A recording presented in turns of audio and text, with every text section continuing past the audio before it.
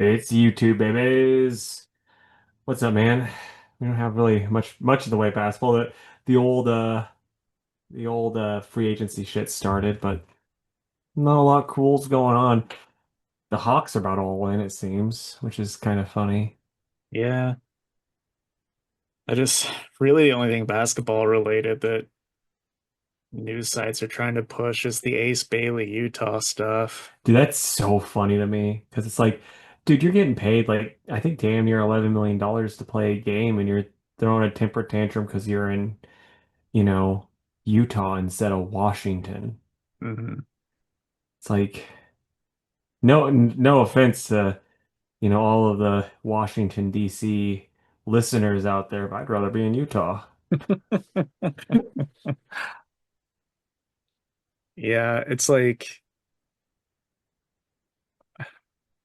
I don't know. I get that there's probably some places you want to go and some places you don't, but at the same time, look where you are. Shut the Hmm. fuck up. Just make millions to play the game. You can Yeah. fucking get traded later, you know? It's like I don't know, whatever. Now, here's gonna be a fun game. Four places, Jake, that if you were an NBA player that you would want to be drafted by, and four you would not. Okay, not. I can give you real quick. Lakers, Clippers,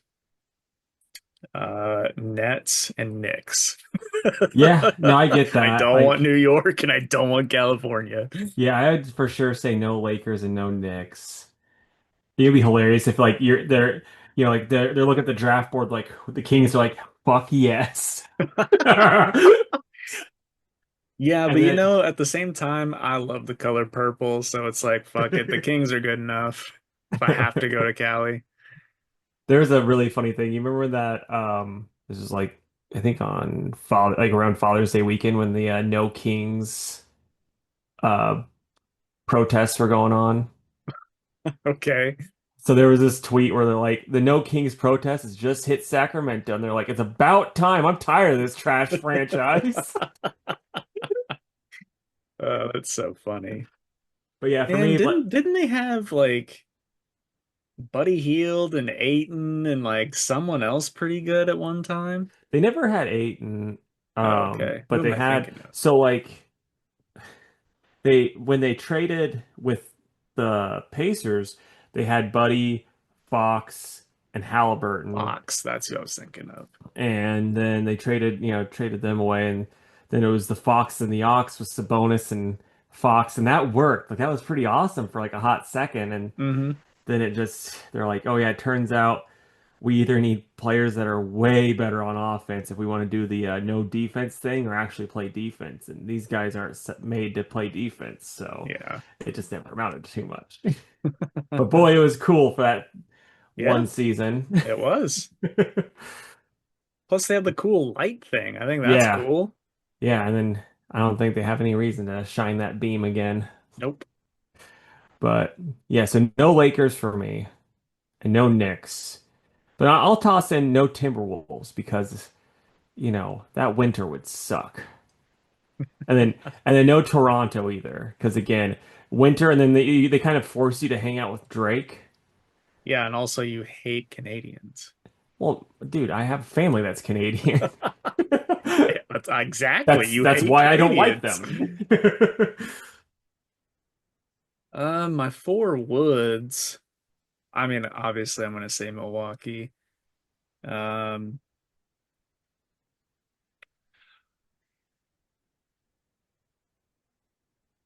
You're like Boston Celtics. no, absolutely not. I don't know. It's like, am I trying to find places of teams that I don't mind or places I wouldn't mind living, you know? For me, it's just like places I wouldn't mind living Yeah. because they're The, building around me, you the, know. the thing is, like, I don't really like hot weather, so I think Minnesota'd be all right. It's just, I Uh, mean, I don't want to be driving. I mean, at least they'd be good at driving in that shit weather. Like that's the one plus ooh, side. I'll say Portland. I think it'd Yeah. be all right to live in the Pacific Northwest. And then, hmm,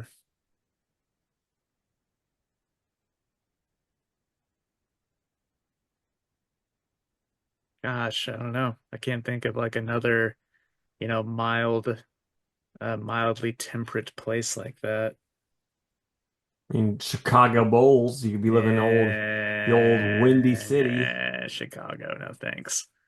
The Pacers, you'd be living there. Yeah, Old. sure. Indiana. See, like that'd be a place I'd like to live because it's just like, yeah, because I'm a small town boy and the big city of Indianapolis does not seem near as terrible as New York. It's true.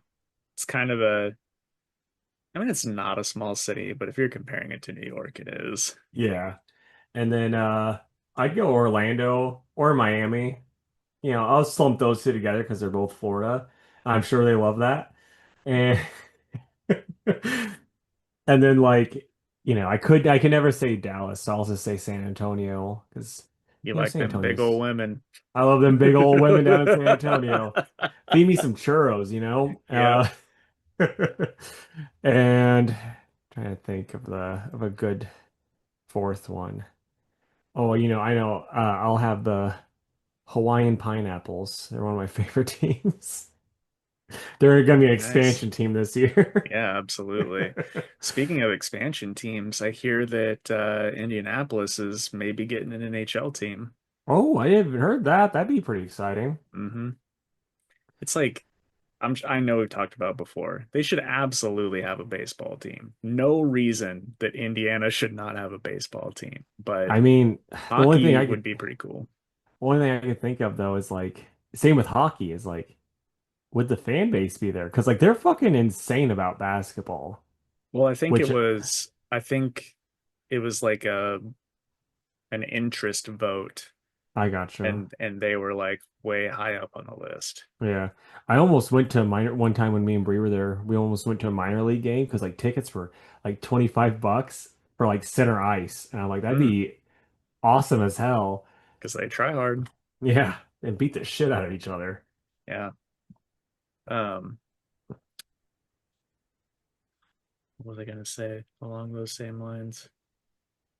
Oh yeah, I saw, and I mean this has been like a month or two at this point, but so Utah got a hockey team for this season, and they voted on a name, and I thought it was a cool name. It's the Utah Mammoth. I was like, man, Oh that's yeah. like a pretty dope name. Well, of course, internet hates it. Oh, it should have been the It's like, dude, the Mammoth is a cool name. Why are you Yeah. complaining? And their logo's cool too. It's like, man, shut up.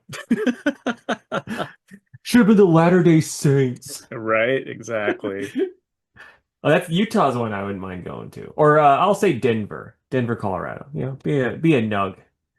They need True. another sloppy white guy on their team. I mean, I hear it's expensive to live there. Obviously, that doesn't matter if you're a millionaire basketball player, but weather's supposed to be real nice. So, Yeah, my one thing, like, because I always wanted to visit, because I guess like the parks are awesome, but I'm also like really not a big fan of weed culture, and like I have hmm. a feeling it's probably insufferable there. Yep. And kombucha. Yeah, That it's just shit's like it's. disgusting. Oh, dude, I tried it once. I tried the booch, and I'm just like, no, thank you. No booch for me. Yeah.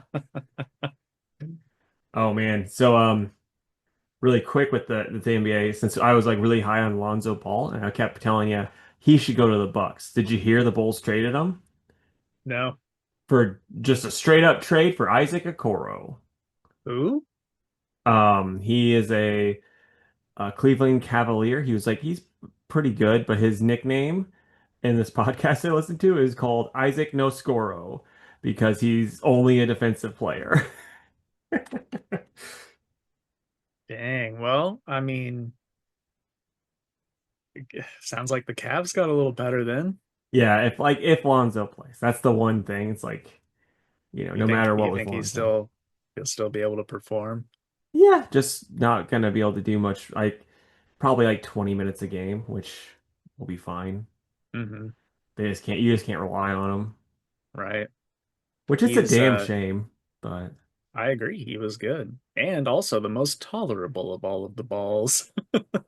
yeah, though I mean, and they progressively got worse outside of his dad. His dad is the worst, but Yeah, for sure.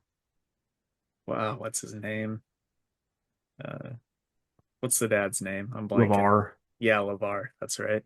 He's only got one leg now. Did you know that? I did, yeah. Yeah. LaMelo and LiAngelo, the Yeah. others. Okay. Yeah. Do you like you hear shit on the internet all the time, but is it true that the shoes is what fucked up Lonzo? That's what everyone says. Even like, and when Lonzo's asked about it, he like I've never heard him say yes, but I've also never heard him say no. So it's like probably, Yeah. Yeah, that's crazy. yeah. Which it is really crazy to think about because like in Larry Bird's time and like all the other guys, it's like, oh yeah, we're just playing in Chucks. Hmm. Which are like objectively uncomfortable shoes. Yeah. Like they're great if you're a power lifter, Yeah. something where you need flat feet, but NBA shoes where you're Yeah. running is a terrible idea. Yeah, for sure. I remember I forgot PE shoes one year and I was in track and cross country Oh and Lord. Coach Kramer was like, "What the hell are those on your feet?" I was like, "I'm sorry, coach, I forgot my shoes." He's like, "You're gonna be so sore tomorrow." And he was correct. Yeah.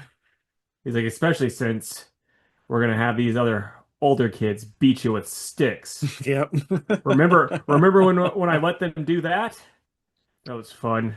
Well, bye. He goes back into his office. All right. Shall we do our episode? Yeah, let's do it.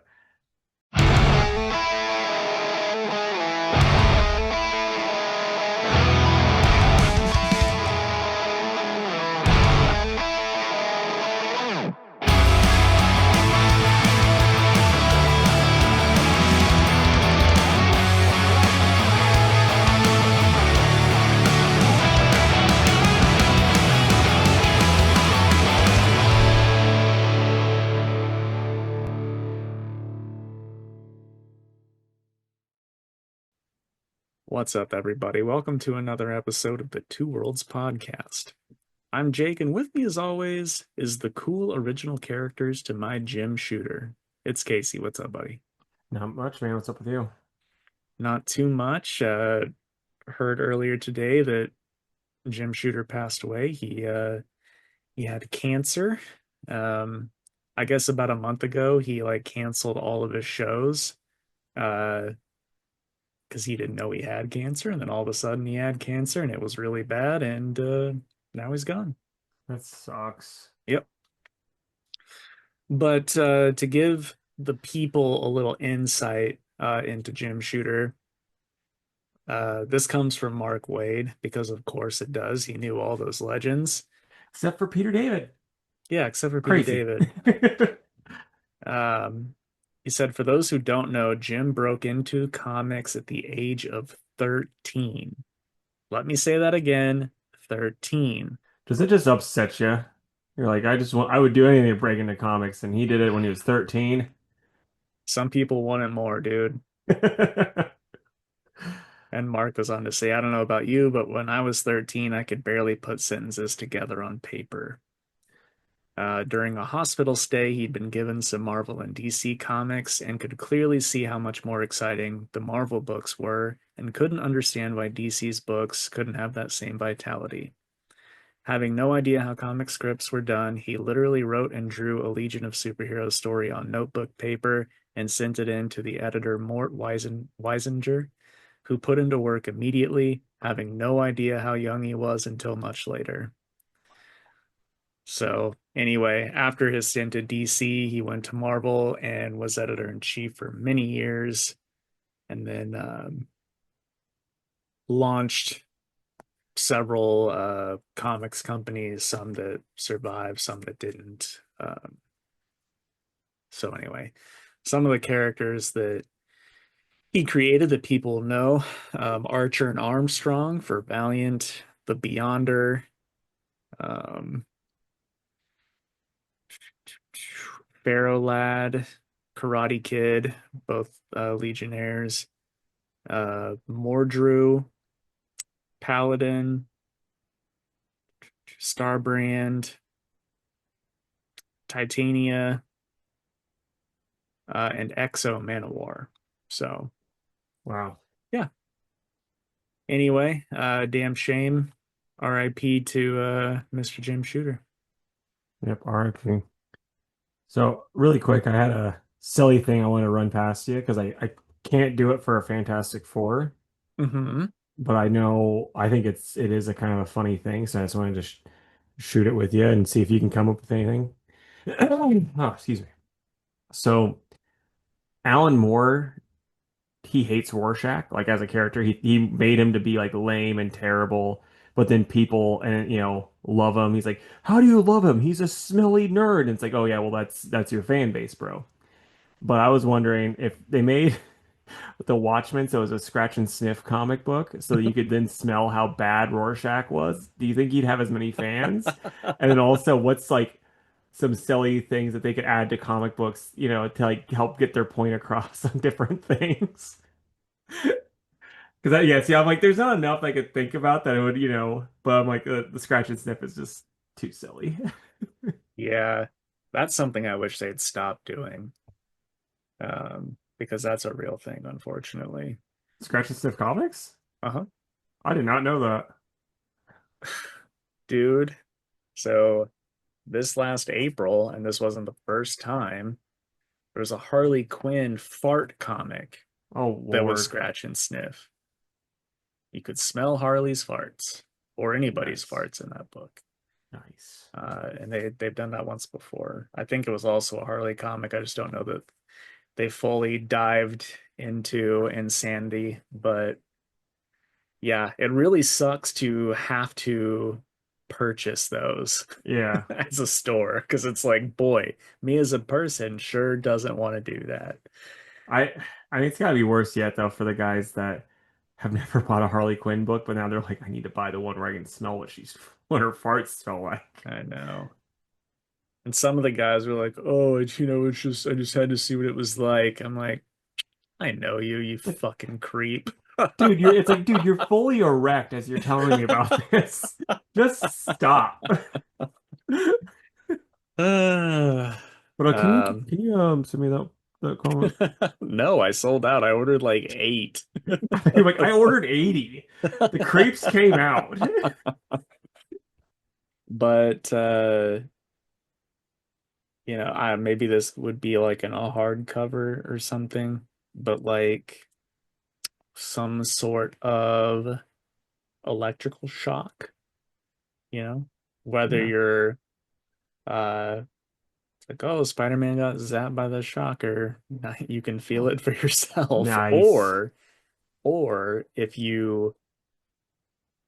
you're reading Watchmen and it's hooked up to Watchmen and you say out loud, "Oh yeah, Rorschach's the coolest," the book shocks you, something like that. Alan Moore casts a spell on you. Yeah, which he would, he Yeah. absolutely would. So yeah, that's all I got for All right.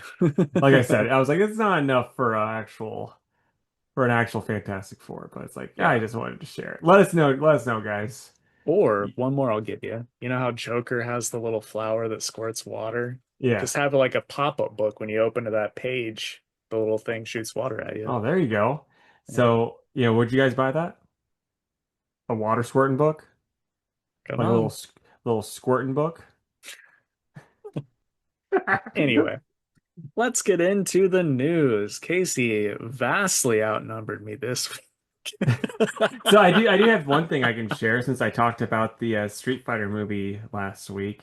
Okay, That's yeah, I saw they had a shit ton of castings leak or something like that, Yeah, right? well, like the big one I saw, because like I know like there's been stuff where it's like, oh yeah, I already knew Roman Reigns was supposed to be in it, but who the fuck cares? It's Roman Reigns, the big dog. But 50 Cent might be Bullrog, Hmm. which I'm like, you know, guess that's one way to get Bree to go see that movie with me. She a big 50 Cent Oh, she fan. loves 50 Cent. He's got some bangers, I admit. He's hilarious though. I'll say that. All the shit Yeah, he says about Diddy, so funny. yeah, for sure. And by the way, I mean, that guy's super jacked for his Hmm. age. So at least he looks the part. Yeah. Um, okay, so you know Jock's super famous cover for Detective Comics 880. It's Joker's face and it turns into bats. Yeah. The original artwork for that cover went to auction this week and it sold for $288,000. Oh Lord. I know. Um, it went through Heritage, and I don't think, no, he definitely did not get a cut of that because it had already been sold. It's just that seller was reselling it. Yeah. Um, but Jock posted to social media and basically just said, it is what it is. I've made peace with it. Um, but anyway, crazy amounts of money. That's so much money. Like that's one of You those things know, like we talked about last week. We've had $1 billion. exactly, exactly. And somebody does, and they did what we wish we could do, right? Yeah. So, Oh, good, dude. good for them. Speaking of people with like crazy money, I saw this video. I'm assuming he was a Saudi, but you know how like a lot of like the really rich oil barons, Saudis will just like buy cars and all this. He was just like the biggest comic book nerd. And so he's showing off his collection. He's got it in a bank vault and it's like high graded, like really good first appearances, but then he also has some that are low graded, but they're like autographed. Like he has like a really early Captain America autographed by Jack Kirby. And so he's like showing this stuff to this guy, and he's like, "Now I would never get." He's like, "This one." He's like, "This is like first appearance of Captain America. It's graded this. I would get rid of that for one that's higher graded because it's not that high of a grade. Whatever. I can if I can get a better one. But this one, it's the Jack Kirby one. I would never get rid of this, even though it's only a two. Never get rid of it because that signature is so important to me." And like he was just like showing off stuff like I'm like, dude, this is wild. Like most people Yeah, this would just be an investment, but no, dude, you're a straight up super nerd. That's the coolest. yeah. No, I totally agree. That's great. I think I do vaguely remember seeing that, or at least pieces of that. I mean, the walls of that vault were just lined. And they're like it's all graded stuff too that he had and Yeah, it's wild. yeah. Dude, okay, speaking of, this is a bit of a tangent. Um, on Sunday, I went and set up at a show with Brian Atkins for the Shriners here in St. Louis, and across from our booth was just a table with like four or five kids that like couldn't have been older than like 12 years old. And they were all wheeling and dealing like graded sports cards. Wow. And like they had to have made more money than any other booth at this place. Yeah, I mean, that that's crazy. I watched like a grown ass man talking to the kid, and the kid's just like, I gotta get 100 for it. And the guy's like, okay, just pulls out his wallet. But they had like autographed graded sports cards. It was Yeah. crazy. Dude, we both watched the random Pokemon card stuff. I saw one where this kid was like, "Hey, I really want, I don't know what it was. It was like Sleeping Mew or some shit like that." And he's like, "Okay, well that's gonna be like $1,100." And the kid's like, "Okay, well I got," and he like hands like three different cards. Like, what would it be? And he's like, "Well, it's gonna be about like 200. I don't really want that one." So like if you could trade with someone else and then the kid comes back and he's got like four more new cards. He's like, "Here you go." And he's like, "Oh, so I guess I owe you $100 now." And I'm just like, "This is insane." But good for that kid getting what he wanted. Yeah, right? Um, yeah, I mean, I just turned to Brian and I'm like, dude, at their age, like all I wanted to do was play like N64. Never would I have been like, oh, I want to sell some of my Pokemon and Yu-Gi-Oh cards at this local show. It's crazy what social media has done. Yeah. Dude, I would have been way too dumb too. I would have been like, "I want my Yu-Gi-Oh card. I want to be a strong. I would be like Kaiba. I want to be the strongest." And then I'd be like, "Here's a $2,000 card. I just want this one." It's like, okay, you idiot. Man, I saw this week, like this could technically be news, but there's gonna be Sonic the Hedgehog magic cards. Oh, They're doing a nice. collaboration, which I thought was pretty cool. That should be pretty neat. All of Yeah. those look really, really cool. Did you ever get? I think we talked about this before, but did you ever get the Lord of the Rings ones? Because those I ones got looked some of them. I got I got some gifted to me by Alex and Christian, which was nice. super cool. So yeah, the artwork is insane. I will never play with them, but Yeah, they are in my non-Pokemon binder where I keep sports cards and random other cards. So that's so funny. It's like yeah, over here I got Ray Allen's rookie card, and then Frodo Baggins. that's exactly what it is. And Dr. Fate and Yeah, Moon Knight. So oh, and uh do you know what Disney's Lorcana is? Have you heard of that? I've seen stuff for it because like I've been trying to track down those Marvel Topps cards, but it seems like you can only Hmm. get like whole cases of them at a time, and I'm like, I just want packs to Right. open, you know? And so yeah, that shit's been popping up as I look, so I know a little bit about that, but not much. Well, one of my buddies, he knows I love Robin Hood, so whenever he opens a new set, if he pulls duplicate Robin Hood characters, he gives me those cards, which is very kind of him. So Nice. That is some of awesome. those are in there too. Yeah, Ray It's so Allen rookie funny. card and King Richard the Lionheart. Yeah, it's like yeah, I got this like really cool Giannis card that's got a little like the little jersey, and then yeah, Robin Hood. I It's like like I'm what just I trying. like, It's like I'm man. making my starting five: Dr. Fate, Ray Allen, Giannis. And Little John. Yeah, because like I know he's gonna be slow, but he's gonna be like a really solid center. Yeah, Okay. absolutely. All right. And then moving along, so the Batman 2 script has been turned in, apparently. I'm sure you saw that too. I Yeah, was surprised I scooped you on that one, but glad that that's finally happening. yeah. I saw. So like I'm not a big enough Nirvana fan, so the jokes got explained to me. But someone like there was this one post that someone made, and then someone like did a Nirvana song, or and the things like I don't fucking know that. Like if it's not Smells Like Teen Spirit, I have no clue. But it was like that, and then people were like, "Well, I think like trying to answer it honestly," and then they're like, "No, it's Nirvana," because the first one started off with one of the songs, and I was like, "Oh, okay, that is funny." If I was a fan of that at all. Right. I mean, I like a few of their songs, but I don't know that I would have picked up on it. Yeah. It's like it should have been like, huh, boy, he must have been Beverly Hills when he made that. Then I'm like, oh, that's a reference I get. I saw a post that was, and this isn't you at all, but it was like world's biggest Weezer fan, not a fan of anything they make or have ever made. Yeah, 100%. Like And I'm that's like, that's not Casey. As far as I know, Casey loves pretty much everything they've ever it's made. it's like I can look at it and be like, all right, I can like something on every one of their albums, but there are some shit songs on some of those albums. Like Ratitude has this song called "I Can't Stop Partying," and I'm like, guys, what are the fuck are you doing? Yeah. Okay.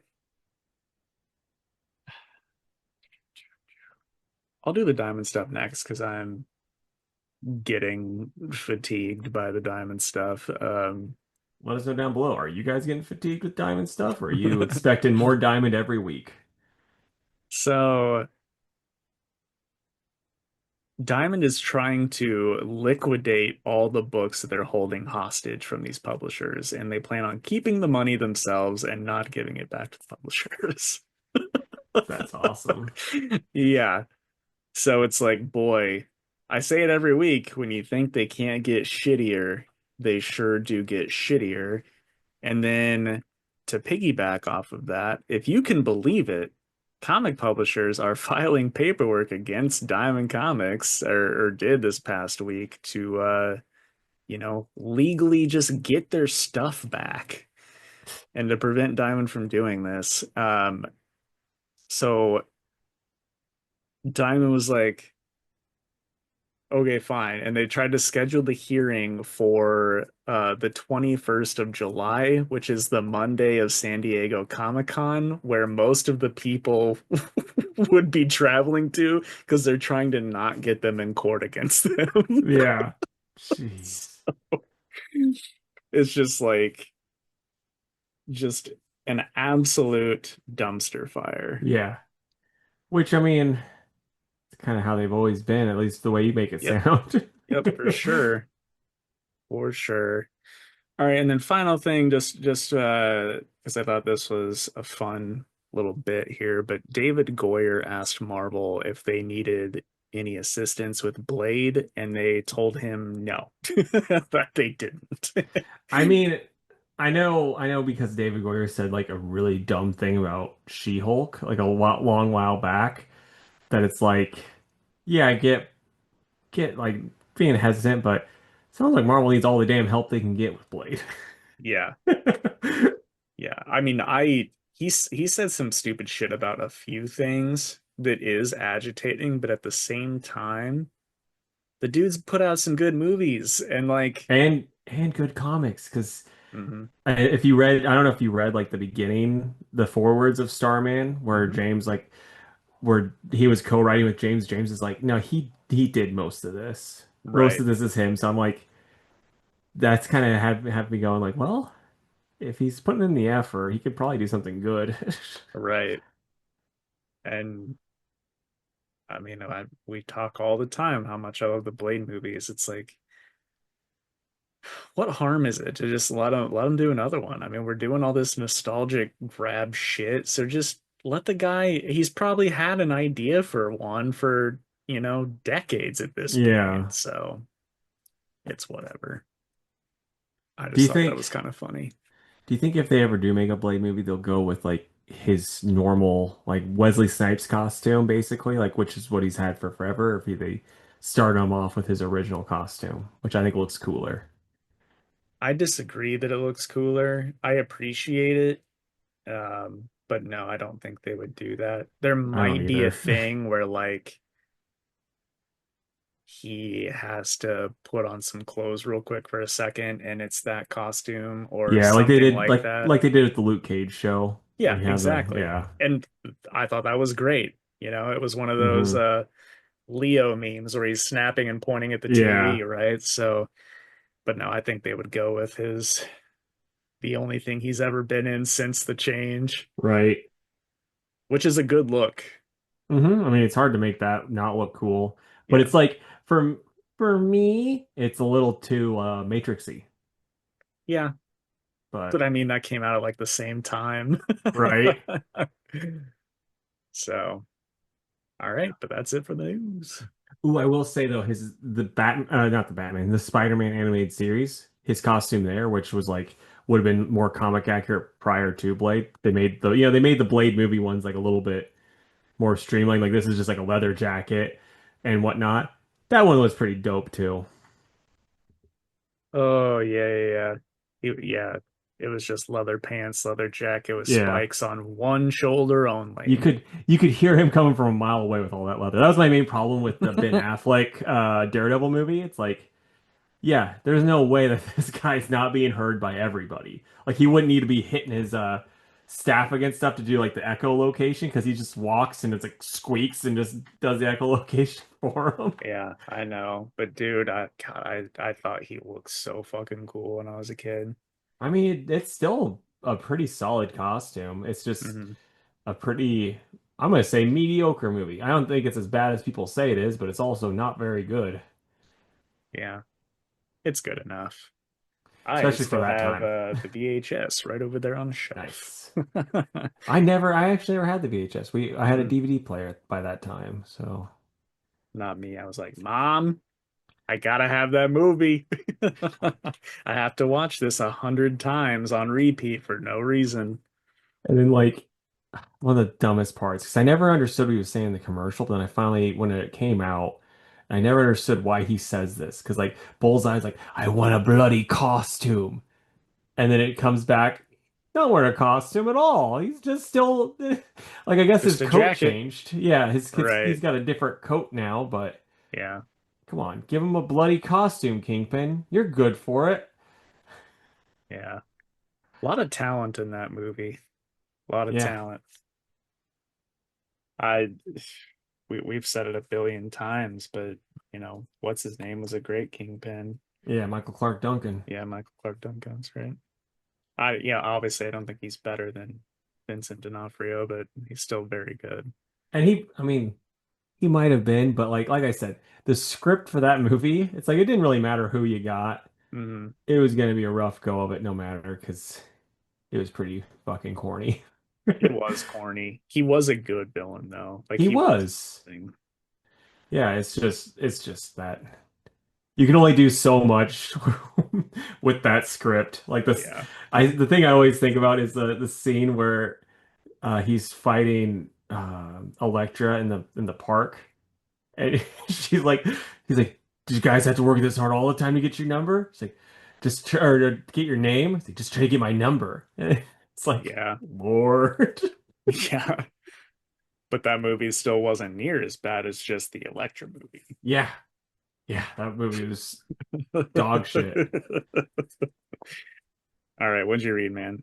So I read Ultra Mega issue 9, The Thing issue 2, Green Lantern issue 24, Minor Arcana 8, Incredible Hulk 26, Justice League Unlimited issue 8, and Superman issue 27. What about you, buddy?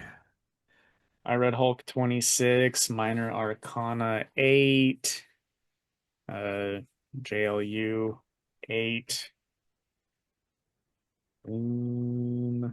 it's Superman 27, DC Sonic number 4, Sonic number 79, The Pale Knight number 2, New History of the DC Universe number 1, Uncanny X-Men 16, The Witcher, Bear and the Butterfly number 2, and Absolute Wonder Woman number 9.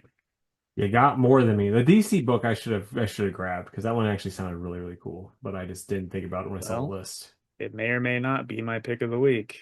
Oh shit. You're like, then when you get to it, you're like, there's I hated one. it. All right. Okay. Yeah, I'll let you go first because you got like 10 more books than me. Yeah. So Absolute Wonder Woman number 9 by Kelly Thompson and Hayden Sherman. It's got a really cool cover of her in a maze with a minotaur. nice. This book is still extremely cool. I love everything about it. Um, I think one of the cool things that's happened a lot in the last two two issues is that like while conversation is happening, Diana is just like doing blood magic or mixing potions or doing some kind of ritual. Uh, and I just think that's neato. You know what I mean? Hmm. Um, because I feel like sometimes a writer will make a big deal, like, I need everybody to be quiet while I do this ritual. And it's just like, yeah, we gotta fucking save these people and blah blah, and it's just Hmm. happening. And then boom, a door opens up and she goes into this maze. Um, and she runs into this Minotaur who's fighting all these like fish men. And so she automatically thinks that the Minotaur's the bad guy. So she uses the lasso on him.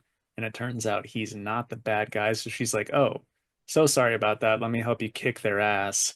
So then her and this Minotaur team up on Fishmen and kick the shit out of them, which is pretty cool. And the whole reason she's there is because she's heard that there's one more Amazon and she's in this maze.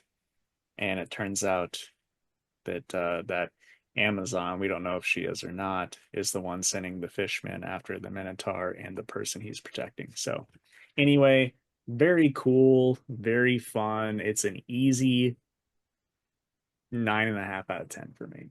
Nice. I was really hoping you're gonna be like, and then Aquaman shows up and he says, "Leave my babies alone," as he like hugs them. No, thankfully that did not happen. It would have if I was writing it. All right, we got Witcher, The Bear and the Butterfly, number 2 by Simon Spurrier and Stephen Green. It's it's fine. There's just like a lot of conversation between Geralt and two others, and then finally during the last few pages, some action happens between Geralt and the other Witcher. Um, and then it ends on a cliffhanger, and we'll see what happens next. So, I mean, it's not the worst thing I've ever read by Simon Spurrier, but it's like we've got two more issues. I really kind of need something to happen here. So I'm going to give it a 6 out of 10. Right on.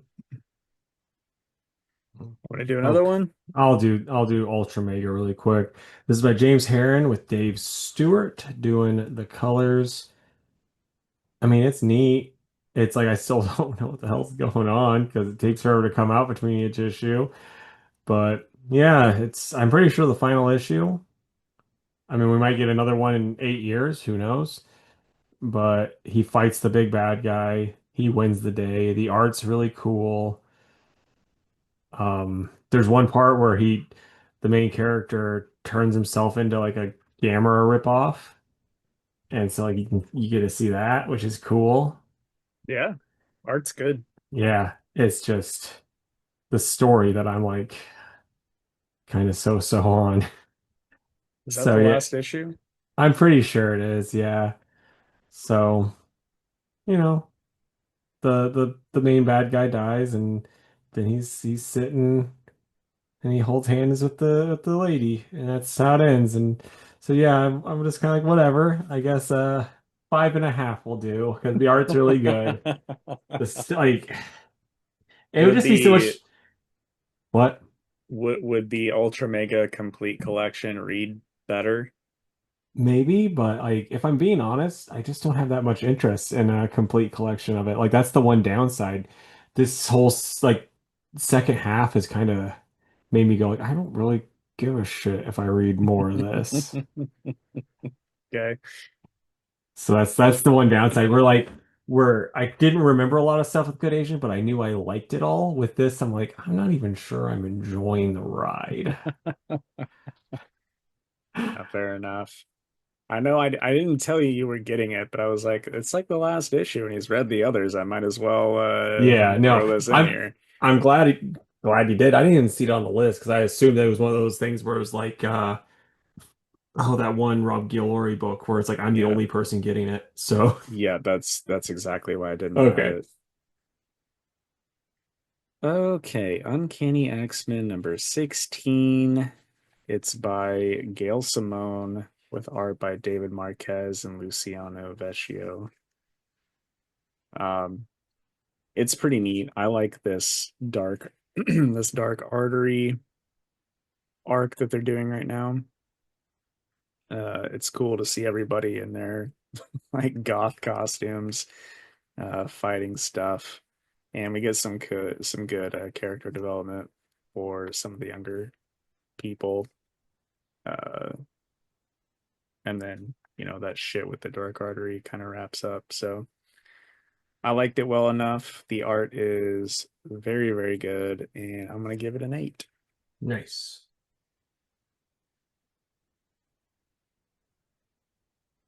Okay, The Pale Knight number 2. This is by Peter Milligan and Val Rodriguez. Another extremely cool cover. Um, but yeah, I didn't get to talk about the first one because I think it was on the week that I was not here. But essentially, this knight Templar um, comes back from a crusade and he finds out from his wife that his son is dying. So he begs God to spare his son, but Death shows up instead, and Death is like, I'll spare your son if you kill this knight called like Sir or something, the Pure. He's like, okay, I'll do it. I'll do anything to save my son. And as they're traveling, he finds out that this knight is like housing, feeding people, like just a super nice guy. And he's like, fuck, I can't believe I have to kill this guy to save my son. But he goes to a church and he prays about it, and he's like, nah, I'm not gonna do it. I can't do it.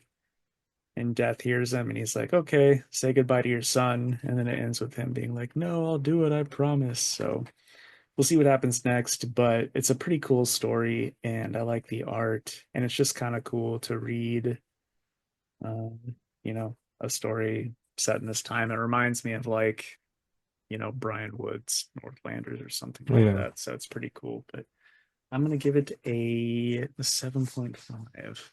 Nice. All right, so The Thing issue 2 by Tony Fleeks and Justin Mason on the art. This one was a lot of fun. So like he's reliving like his past. He's telling us story, talking to his old bully before he was, the thing. And then like he doesn't know that he's got the money on his head. And so Bullseye shows up to take it. It's like, what are you gonna? You're fucking Bullseye. What are you gonna do to the things? Like he throws the ninja stars and they all just kind of bounce off of him. And so yeah, he's like, so like the thing's like, what are you doing? I don't think we've ever met before. What? Why? And but then like he tosses one in the thing's eye and pisses thing off, and he tosses one at the thing's tongue and like cuts his tongue. So and so yeah, they fight for a little bit, and then because they're like looking for the his old bully's niece, and she's 8 years old, brown hair. Because like Bullseye's like, I've killed a lot of guys' nieces, and he's like, 8 years old, brown hair. Her name's like, whoa, both of you, calm down. I don't have anything to do with an 8-year-old girl. I'm not that kind of psychopath. And the thing's like, you know what? He punches him. He's like, I believe him. And so I'm like, oh, I enjoyed this issue a lot more than the first one. It was a good time. I'm probably gonna go 8.5, maybe even a 9.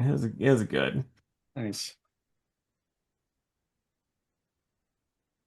Okay, I'll do my Sonic books next. Sonic 79, it's by Ian Flynn and um,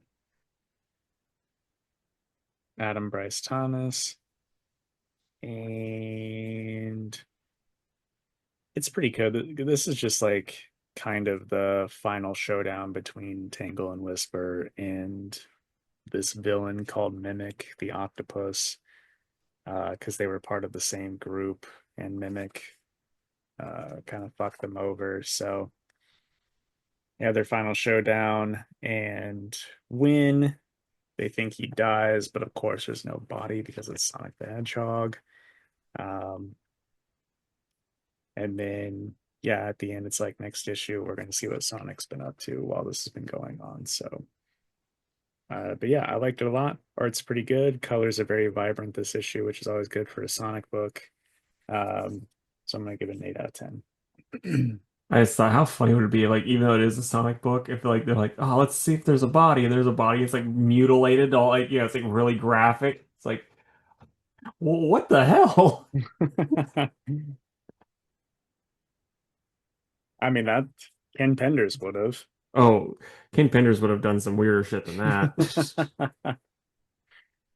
All right, then we got DC Sonic #4. A cool cover with Batman and metal on it. Nice. Um, yeah, it's also by Ian Flynn and Adam Bryce Thomas. Essentially, in this, like, it shows what the League was doing on Sonic's planet. They were also saving people, just like Sonic and the gang were on Earth.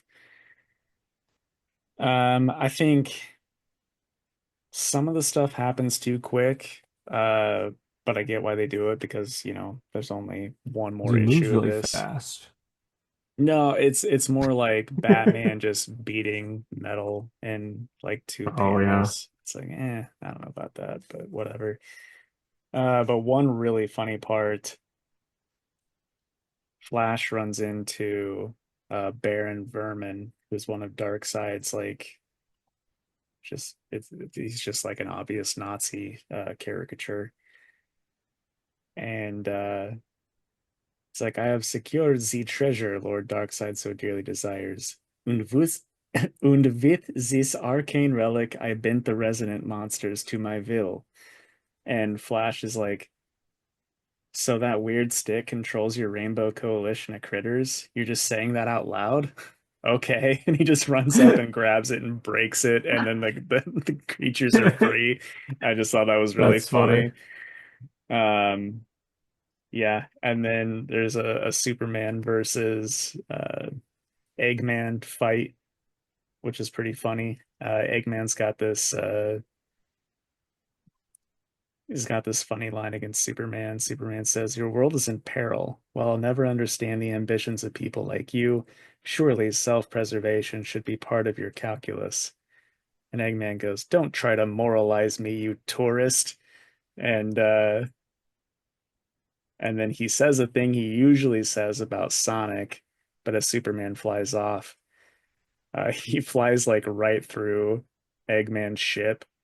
And Eggman's like, "At least use the elevator and don't wreck my battleship. Oh, I hate that Kryptonian," instead of "I hate that hedgehog." I'm just like, man, this is full of lots of fan service, but in the Nice. best way. So yeah. But then basically by the end, the League, gathers their Chaos Emeralds and open up a boom tube, and Sonic and friends come through, and the next issue is going to be the final showdown against Darkseid. So it's a lot of fun. I'm gonna give it a 9 out of 10. Nice, dude. I'm gonna sell so many trades of that book when it comes out, dude. Yeah. Well, next up, it's a book that you should have read, but yeah, we're like, I don't like the color green anymore. It's Green Lantern, issue 24 by Jeremy Adams and Sermanico. It's fine. Like, you get more stuff with Carol kind of learning. I do love that the bad guys that they catch at the beginning are a bunch of prisoners and they didn't even have time to change their clothes. Mm. Still in the stripes. Um, and then the other stuff, it's like the stuff with Kyle and Superboy and the other two people that I don't remember what their names are. And it's like, oh yeah, the prison's a really nice place, and there's they were experimenting on this little guy, and then there's some manhunters that show up on the other side of the story. It's neat, like it moves the story along. Um, yeah, It's like I didn't miss too much by yeah, not picking it up. it's like the only thing you miss is like this move. Like I said, this moves the story along. So it's like, yeah, if you're not gonna read the rest of the arc, yeah, whatever. That's about it. 7 out of 10. Okay, the new history of the DC universe. Um, it's by Mark Waid for sure, with art by Todd Knock and Jerry Ordway. It's really fucking awesome. Like it characters that you don't know shit about, like Dr. Occult, you don't know his origin, this tells you. But like Nice. in just one paragraph, it's like, oh, okay, that's what his deal is. And there were just like two or three points in this book where I like took a picture with my phone because I'm like, I want to track down what this is and read it because this sounds super fucking cool. But yeah, it works in like modern continuity, with old stuff. It just gives you a fresh take on these characters in the DC universe, and it's really cool. Um, it kind of goes up to World War II, essentially. So like the creation of the universe all the way up to World War II. And then there's just pages of, exactly what issue all the characters that show up in this book appear in. Um, it's just everything you would want to know. It's very well done and super cool. I Nice. liked it a lot. Also, Chris Sami did the cover, which just is so good. It's a little Yeah. wraparound cover. So yeah, it's a 10 out of 10, and it's my pick of the week. I thought it was amazing. Nice, dude. And then just got our Muchis. Yep. All right, what order do you want to do them in, man? You tell me. I picked last time. All right, so I got Minor Arcana, Hulk, Justice League, Superman. Sure. All right. Minor Arcana by Jeff Lemire and Letizia Cadonisia. Definitely. Yeah, sorry, but it's fun. She's becoming a little less our main character's becoming less terrible in Hmm. each issue, which is nice. There's a little goth kid in this one, and they uh they changed their name to Fawn, which is like if you could change your name to anything, why Fawn? Don't know.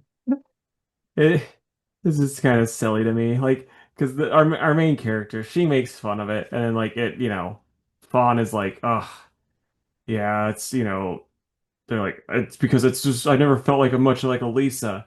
It's like, but you feel like a Fawn, Yeah, obviously. so like that was just kind of weird. Like why not have a better name than that? But like I said, good character moments with her. The mom knocked some of the old cobwebs off and went to town, which is good for her. Yep. And then we get a little bit of the bad guy stuff going on. So it was interesting. What'd you think? I liked it a lot. I actually read seven and eight at the same time because I realized I forgot to read seven, and they read really well back to back, Yeah. especially with this guest artist, which I think is very good, is a little Jeff-ish, but Hmm. also has their own style. But anyway, yeah, I thought it was pretty neat, and I'm really interested in this like council of psychics and whatever Yeah. that's all about. So I think I've liked this book more than you from the start, but I feel like it's really starting to catch its stride. So I'm looking forward to what's next. Same here. I'm probably at an 8.5 for this one. Yeah, me too. All right, then we've got The Incredible Hulk 26. It's by Philip Kennedy Johnson and Kev Walker. Um, Boy, I like Kev Walker as the guest artist a lot more than I like Danny Earls as the guest artist. I like him a lot, but I will say the way he draws Hulk's face here just made me smile. Yeah, it is pretty goofy. It's crazy that the same person does that and like this. Yeah, exactly. But anyway, I like Bucky. I think he's super cool. I kind of like how they brought him into the story here. And by the end with what happens there, I'm just like, yeah, give me the next issue straight away. I really like the book. Yeah, I mean, I like it. My complaints are still the same that I've had since the beginning of this, where I'm like, we spent, you know, how many times have we spent where Hulk's like, I don't like Banner, Banner's like, I don't like the Hulk, and then the whole series is that, and then at the end, like, I guess we're learning to work together. And the next series starts, and then they're like, I don't really care much for this Banner guy anymore. Yeah, So I mean agreed. that's annoying, especially after I, you know, read the last two the full arcs of the Hulk. It's like, come on, just keep something from the last shit. Let's do it, boys. Yeah. But as I've stated, I didn't read those, so it's not as tiring for Yeah. me, Though but you did read some of the Donny Cates, but a you little didn't bit. finish it. Yeah. But I do think, at least in this, it's like, okay, well, what, horrors are we going to see Banner locked in whenever we do Right. see him? So at least that's different and interesting. Yeah. So I'm probably probably another 8.5 for me. I mean, I really, really enjoyed it. So I'm gonna be complaining till the end of time about them not listening to continuity, but it's a 9 for me. Like I said, really liked it. Good. It's just it's like, come on. I didn't read that just for fun, though I should have, because like it's a fun hobby just to read these and enjoy them and Yes. not be too hung up on the continuity of it all. But damn it, I am. All right, so Justice League Unlimited, issue 8. by Mark Waid and Dan Mora's art. What'd you think, man? And art's pretty cool. Omega powered Grodd stuff was pretty cool. Panels and action scenes and colors, really cool. But I'm just ready for a different story arc. Yeah, I thought it was kind of a fucking mess with some of the story. Like, I think the art's amazing. Gorilla God is my new favorite character, and it's gonna be my I'm just gonna send you pictures of that all the time. I'm like, isn't this the hardest picture you ever seen? And you'll just be like, stop te it's 3 a.m. Stop texting me. But But say one thing about Casey, say that he loves monkeys. monkeys. But so yeah, I mean, but no, it was just kind of like Mark Waid was like, oh, like I picture Dan Mora like drawing it, and then Mark Waid's just like, and then add in Jonah Hex and have him with it. And like Dan's like, dude, I just want to sleep. Yep, Because yep, yep, yep. it's just too much. And like certain things are happening, and I'm like, what the fuck is going on? Like, because there's a part when Grodd, he fucking yells really loud, and oh, I'll try to find it because like they're trying, they have all the different heroes there, and it's super cool. And then it's like they have like 5 different versions of the Flashes and different Batmans too, because of time travel. So And he that who's the one with him there? that's that witch lady that like they talked about her in one of the issues, but you know, because he says he yells something, and then it's like, oh well, a lot of the other characters are gone, so I assume that, but it's like no, these other versions are still there, so it's like what, I thought that's how they were like gonna write that up, but no, they didn't, because like they're just phasing in and out, like that part with Robin when he goes to shoot the Omega beams at Robin, and then Robin just phases away. It's like what's going on here? And then like Donna, like Donna, Teen Titans Donna is there, and then like later on it's Titans Donna, and they don't really Hmm. explain that. Yeah. It's like, oh, because he says this is it. He's like, enough, silence, not my circus, not my monkeys, and then like people disappear, but because like yeah, see like the Donna and Magog disappear, Yeah. and then it goes and we get all these other, the regular Justice League's still there, but then later on they still have like Batman Beyond, Jonah Hex, little kid, I'm assuming that's Dick Grayson, are all there still. So it's like what's going on? That was the whole point of that big moment with the silence, and then not having, it was just kind of, like I said, a fucking mess. Hmm. I'm probably at like a 6, and that's all for Dan Moore's art. I'm gonna give it a 7. Like it's still fun, but I'm like you. I'm just tired of it, and it's like I wish as much as they were working on this story, like trying to do all this different stuff. It's like this is the big fight. Make it a little bit more concise. Like you could have, if you wanted, instead of having that one issue in World's Finest, where it was just like, oh, I'm Batman, Superman from the past. I'm us from the present. That's nonsense. Instead of doing a whole issue of that, split this up in 2 issues. So we could have at least had stuff explained and done better than whatever the hell that was. Hmm. All right. And our final book is Superman 27 by Joshua Williamson, Eddie Barrows, and Sean Izaakse. We also had Eber Ferrara too. Oh, yes. Okay. I I don't like Eddie Barrows' art in this issue. Really? This bad. This bad. Eh, Just not good. doesn't bother me at all. Every face is like that, just with eyes like super far apart. It's just not good. Are you Um, trying to tell me this isn't good? Come on. Correct. That's exactly what I'm saying. But I think the other artists are very good. But yeah, apart from that, like story is pretty cool. I just like when Lex is just fucking 4 steps ahead. Hmm. It's just so well done and cool.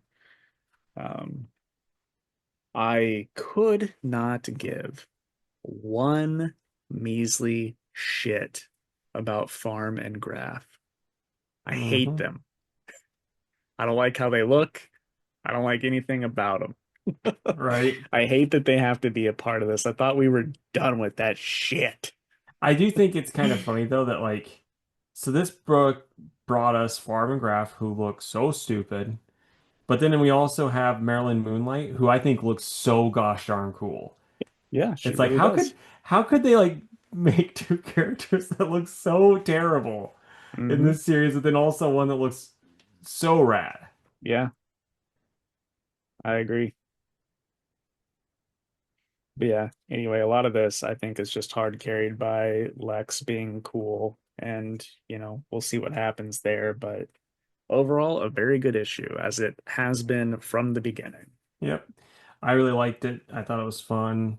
I am glad that Lois isn't Superwoman anymore Yeah, because it's just too much. It's like, yeah, another Kryptonian in this book. It's like, oh yeah, what's Superman gonna have trouble with now? You know? yeah, So I appreciate. I'm glad that that's over. And yeah, I liked it. For me, it's probably my pick. Like I'll say my pick of the week. I'll say 9.5. yeah. I'm gonna give it a 9. I like it. Wait, man, what are you excited for? I am excited for probably Daredevil, um, Resurrection Man, and JSA. I'll go with Godzilla Heist. Godzilla versus Thor, which is probably the coolest cover of all of the Godzilla versus books I've seen so far. Wait till you see some of the variants I'm sending you. Nice. And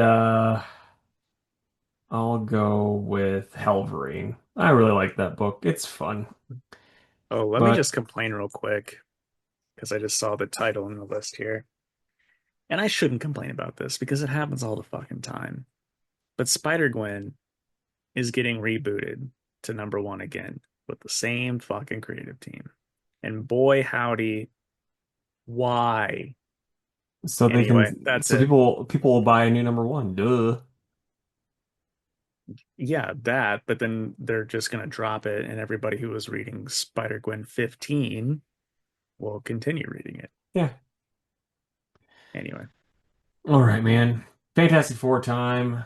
So I was just thinking about this the other day.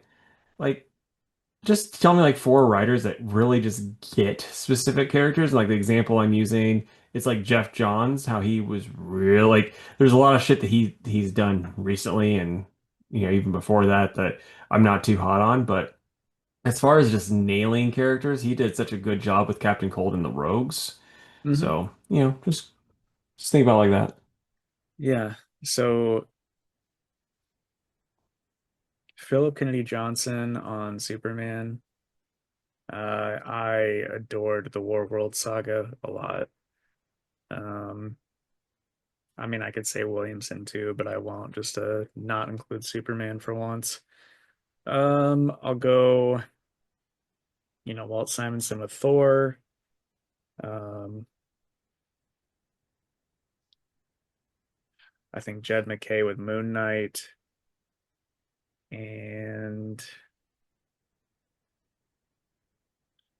um, Robert Venditti on Hawkman. Nice. I'll go Justin Gray and Jimmy Palmiotti on the Jonah Hex.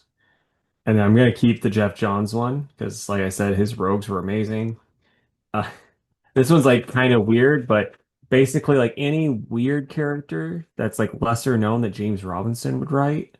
Because if you've ever read Starman, like all of the characters are written really well, but then like if you read Cry for Justice, like I mean, Oliver is a pretty well-known character, not the best written in that. Hmm.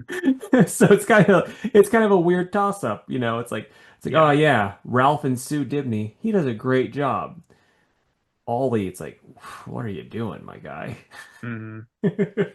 Um, and then trying to think of someone. Oh, I'll go with old Chip Zdarsky for Daredevil. He got the guilt down really well.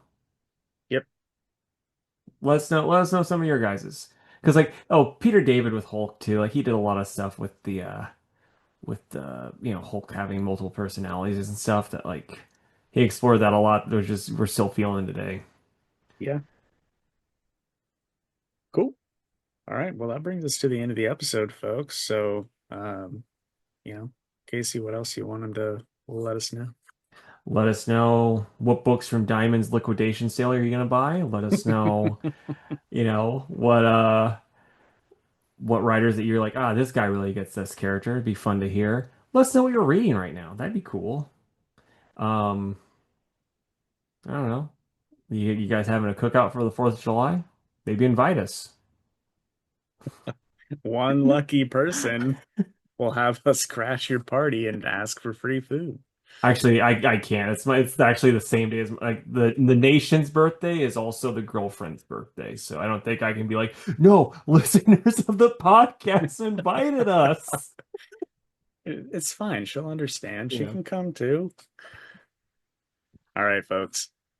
Appreciate you hanging out with us. We'll be back next week with another one. We'd love to stay and chat, but you know, I gotta create even more cool characters that are gonna stick around forever. So we'll catch you next time. See ya. Bye.